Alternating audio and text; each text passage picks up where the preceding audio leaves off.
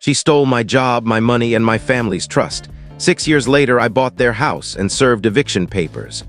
When I lost my job, my wife smirked and bragged to her friends. He's not even a man anymore. I'll give him a month before I ditch his broke self.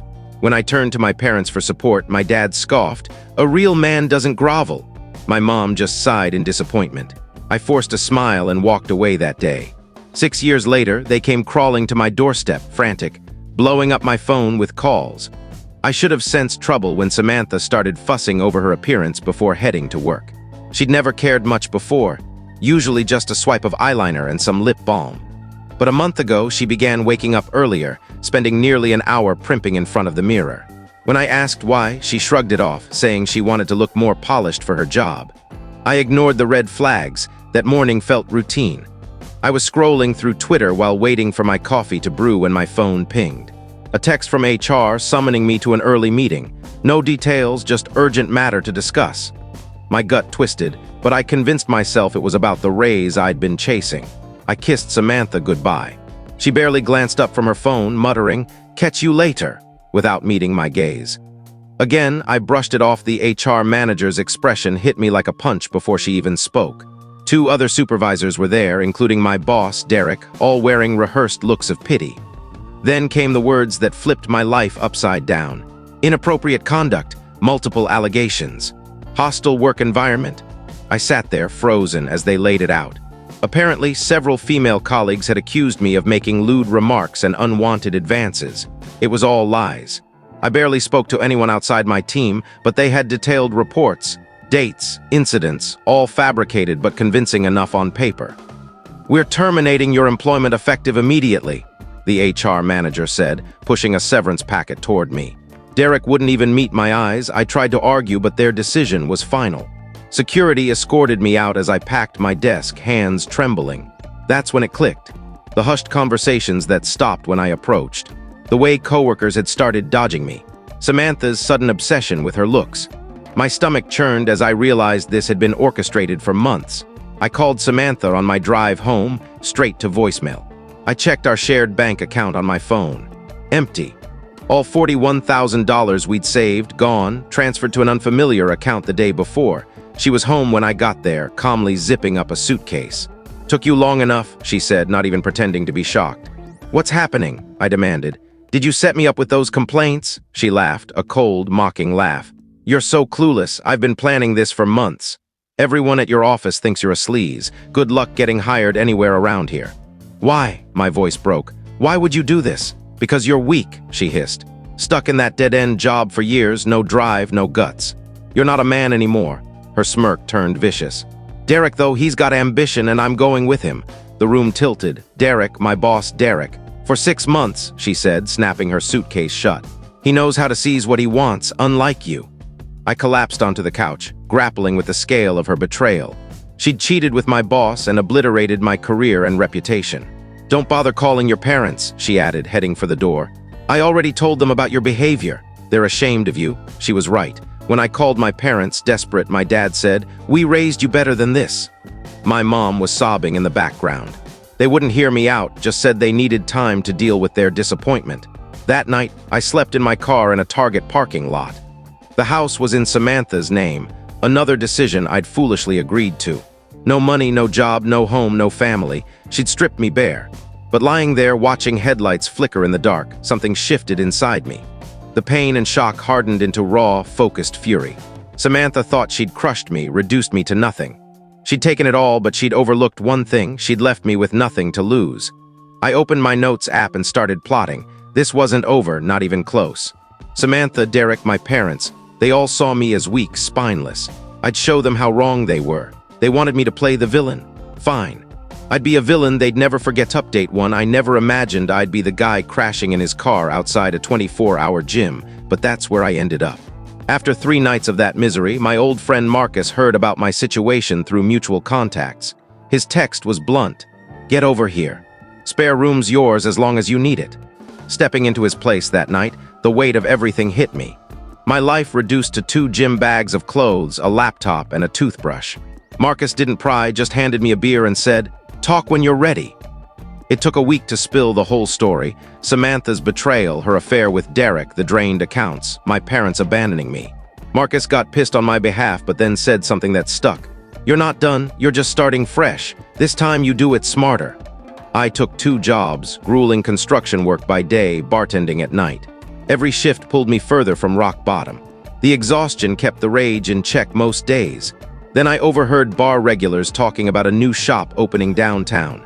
My heart stopped when I heard Samantha's name. On my break, I checked Instagram. There she was, beaming next to Derek, announcing their engagement and her new business. The comments were full of praise, including one from my mom, gushing about her future daughter-in-law. I called my sister that night. She was the only one still speaking to me quietly to avoid our parents' disapproval. What she told me chilled me. My parents had sunk their entire retirement savings, $180,000, into Samantha's venture. The next morning, I started digging. I had to, even if my parents had disowned me. The pieces fell into place. Samantha had planned this for months. The rumors at work, the affair with Derek, the emptied accounts, all to secure startup funds with my parents' savings as the prize. Nights in Marcus's spare room, I'd lie awake plotting. The old me would have stormed in, made a scene. But those nights in my car had taught me patience. Every time I wanted to lash out, I'd hear Samantha's laugh, her words. "You're not a man anymore." That fueled me. I started a notebook logging everything, dates, transfers, screenshots, anything showing her scheme. Bartending gave me an ear to the ground. I heard whispers about Derek's history of pulling similar stunts at his last job, about Samantha pitching expansion plans before her shop even opened, using my parents' money to lure investors. The tipping point came when I saw my dad at the store. He looked worn, older, checking prices on canned goods. He put back his favorite tea, opting for a generic brand. My mom used to buy that tea every week. That night, I threw up in Marcus's bathroom, rage and guilt colliding. Then the local paper ran a feature. "Local woman launches dream store." There was Samantha, posing outside her shop, talking about building something from scratch with her supportive future in-laws. My parents were in the photo, forcing smiles but looking strained. I folded that article into my notebook, not for more proof, I had enough, but as a reminder that hitting bottom means you're not falling anymore. You're ready to climb. Looking at that story, something snapped into place. Samantha thought she'd won by taking everything, but she'd given me freedom. With nothing to lose, I was unstoppable, not violent, but smart, legal, and determined to expose her. I opened my laptop. Time to tell my own story update too. It started with a single text. One screenshot, sent anonymously to Lisa, Derek's wife. A chat between Samantha and Derek, planning a getaway while I was supposedly at a buddy's place. Seeing that message marked read was like striking a match. Bartending at Joey's gave me an edge. Gossip spreads fast in a small town, especially over drinks. I didn't need to push hard, just dropped hints about my ex running off with my boss. People connected the dots. Regulars who'd seen me grind through double shifts after losing everything started whispering. "Heard about that new store on Pine Street?" one said, sipping whiskey. "Owner's the one who cleaned out her husband's savings and hooked up with his supervisor." The story exploded on local Facebook groups and forums. Every time Samantha posted about her shop, comments hinted at her affair. Lisa showed up at Joey's one night, eyes red, slamming her phone down. "Is it true?" she demanded, showing more screenshots. Derek's late meetings and business trips suddenly added up. I poured her a drink and listened. Sometimes saying nothing speaks loudest. Derek's perfect life unraveled fast. His kids cut him off. His community group sidelined him. Their new house's mortgage hit harder on one income. Samantha started texting me, furious. "You've ruined my life. Why are you doing this? Derek dumped me because of you. Your parents will lose everything." That last jab was meant to sting, but watching their investment in her foolproof business implode felt like payback. The parents who told me to toughen up when I was homeless were now facing foreclosure. Karma's funny like that.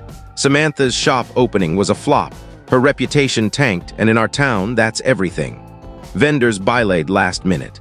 Customers came to gawk, not buy. The local paper scrapped its feature on her. Derek showed up at Joey's one night, drunk, pointing a shaky finger. "You did this," he slurred. "You wrecked my family." The irony was almost comical. I called him a cab and went back to cleaning glasses. My phone kept buzzing with my parents' messages. Their savings were gone, their house slipping away. They wanted to talk it out, find a family solution. Delete, delete. Delete Samantha's shop staggered on for a month before closing signs appeared. She tried rebranding, slashing prices, nothing worked. In a small town, once you're shunned, it's over. The last time I saw her, she was staring into her empty storefront, looking at bare shelves. It didn't feel as good as I'd expected. Instead, I felt empty, and somehow that was better than vengeance. My parents left another voicemail. "Please, son, we messed up. We need you." I kept that one, not to help, but as a reminder of how far I'd come. Samantha's shop was boarded up by week's end. Her dream of being a big-shot entrepreneur fizzled quietly. No big showdown, just the slow death of her reputation. At Joey's, regulars still bring up the story, a local tale of betrayal and consequences. I don't join in anymore. I've got bigger things to focus on. Samantha's last text read, "I know you did this, but you can't prove it, can you? You played it perfectly." I didn't reply. Silence is sometimes the best comeback. Besides, I was busy eyeing properties at the upcoming foreclosure auction. Word was some prime opportunities were coming up. They say revenge is best served cold. I say it's best served by stepping back and letting people's choices catch up with them. The dominoes fall on their own. As I locked up Joey's that night, I cleared their messages from my phone. Tomorrow was for new beginnings, new chances. And for some, new consequences. Final update after 2 years of biding my time, everything aligned perfectly. I hadn't orchestrated it, but sometimes fate delivers in spectacular ways. Scrolling through Instagram, I saw Samantha's desperate post. Her shop was shutting down for good, seized by creditors. All her talk of revolutionizing local business had crashed, just as I'd predicted. The comments were savage. "Maybe focus on your store instead of chasing married men," one read, tagging Lisa, who dropped a laughing emoji. I saved that thread for posterity. My phone buzzed, Mom's fourth call today. I let it go to voicemail like the 15 others that week. The messages were repetitive. They were losing the house, needed help, were sorry. The apologies only came after the foreclosure notice. "A real man doesn't beg," Dad had said when I'd asked for help 2 years ago, sleeping in my car after Samantha drained our accounts. Now they needed their son. The irony wasn't lost on me.